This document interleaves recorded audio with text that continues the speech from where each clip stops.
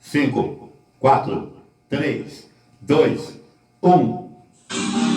Começa agora a aula mais divertida do mundo. Legal. Pessoal, cheio de saudade de vocês, eu gostaria de dizer o seguinte. Eu estou querendo levar para vocês um pouquinho daquele carinho, daquela animação, daquelas brincadeiras de sala de aula, mas eu também preciso levar um recado muito importante. Queria dizer para vocês, meus queridos alunos, que nesse momento tão difícil em que nos encontramos, eu peço a todos vocês, com todo o carinho do mundo, que vocês tenham muita paciência, muito amor com as pessoas que vocês estão em casa, que vocês possam respeitar aí o papai, a mamãe, o vovô, a vovó, todo mundo que está do lado de vocês, legal? Lembrando que nós não estamos em férias, nós estamos em quarentena. A direção, a coordenação, os professores, toda a equipe do Educandário São Jerônimo está, nesse momento, trabalhando com muito amor, com muito carinho e muita competência para levar o melhor para todos vocês. Então, vamos ao vídeo aula de hoje.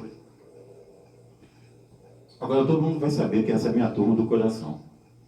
Estamos na aula de artes, nono ano, no dia 2/4 de 2020.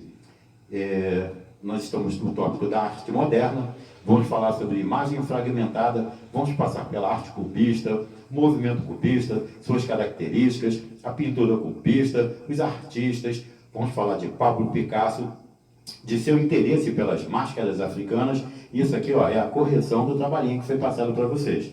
Vocês podem observar assim, o número 1 é a resposta C, o 2 é a D, e sucessivamente até o 10º ali, 10ª questão, a resposta é a letra D. Depois eu explico o que é aquele 22 ali que está com o coração, legal? Mas bota exclusivo, meu filho, não dá trabalho para fazer.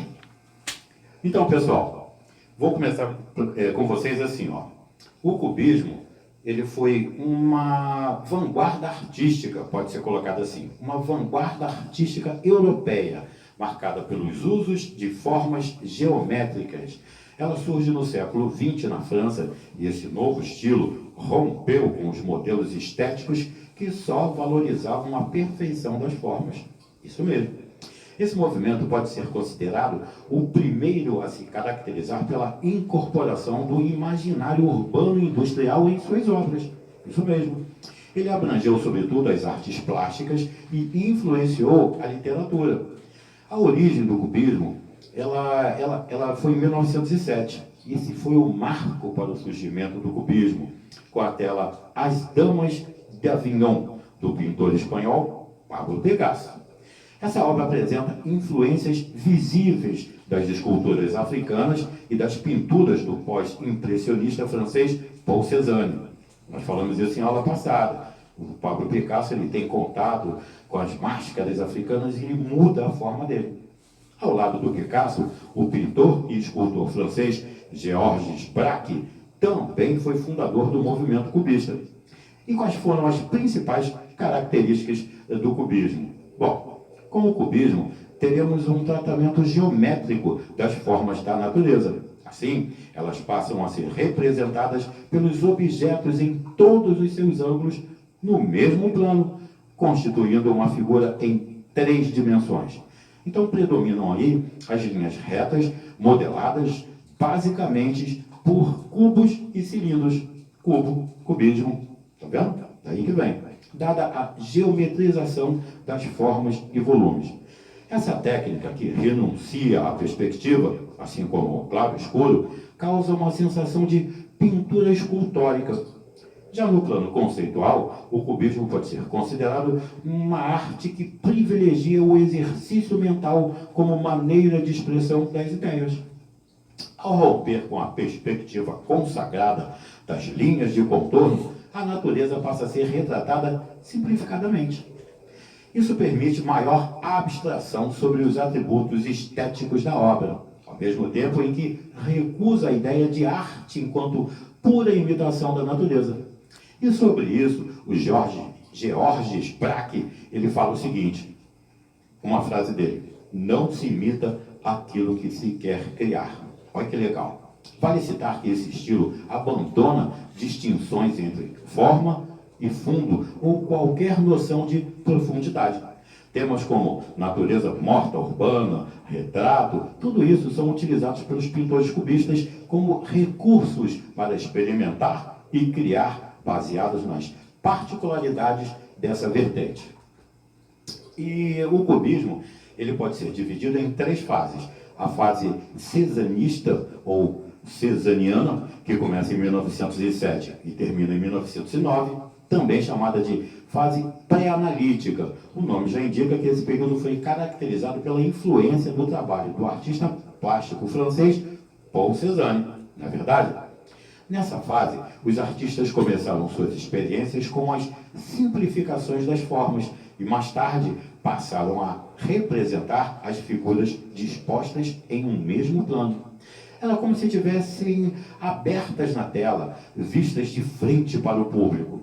Uma outra fase, a fase analítica ou hermética, ela vai de 1909 a 1912.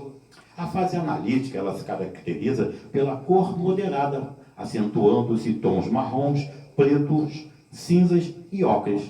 Essa escolha das cores se deu, pois o mais importante era a exibição do tema fragmentado, disposto em todos os ângulos possíveis. Olha que legal! Esse esfacelamento das formas chegou a níveis tão elevados que, ao final, as figuras acabaram por se tornarem irreconhecíveis. Uma outra fase do cubismo chama-se cubismo sintético, lá de 1911. E esse cubismo sintético, ele se caracteriza pelas cores mais fortes e um retorno ao chamado figurativo, na medida em que buscou tornar as figuras reconhecíveis novamente, mas sem voltar a um tratamento realista. Nessa fase, passa-se a empreender o método de colagem, olha que legal, fixando objetos reais na tela, como pedaços de madeira, vidro e metal. Além disso, introduziram recortes de jornais com palavras e números. Esses recursos eram utilizados a fim de extrapolar os limites das sensações visuais que a pintura insinua, explorando os sentidos do tato também. No Brasil, somente depois da Semana de Arte Moderna de 1922 é que esse movimento cubista vai ganhar força, ainda que os artistas brasileiros não tenham se entregado às características exclusivamente cubistas. É possível perceber influências claras dessa vertente. Por exemplo, eu falei na aula passada, na última aula que nós tivemos, sobre uma artista chamada Tarsila do Amaral. E ela foi uma das personalidades que utilizou essas características cubistas no seu trabalho. Nelas, notamos a influência dessa vanguarda europeia pelo uso das formas geométricas. Ainda nas artes plásticas, vale ressaltar os trabalhos de outros artistas brasileiros, como Anita Mafaldi, o Rego Monteiro e o Di Cavalcanti. E quais são os principais pintores cubistas? Pablo Picasso, de 1881 a 1973, Georges Braque, de 1882 a 1963, e tivemos outros ainda, como, por exemplo, Juan Gris, de 1887 a 1927. Também o Ferdinand Legger, de 1881 a 1955, e o Diego Rivera, de 1886 a 1957. Agora a porta é exclusiva aí, meu filho. Não dá trabalho para fazer. Agora eu vou dizer para vocês o que é isso aqui, ó. E esse 22 aqui é algo realmente que toca o fundo do meu coração. Com essa imagem, a imagem dos meus 22 amados, eu vou encerrando essa transmissão. Até a próxima.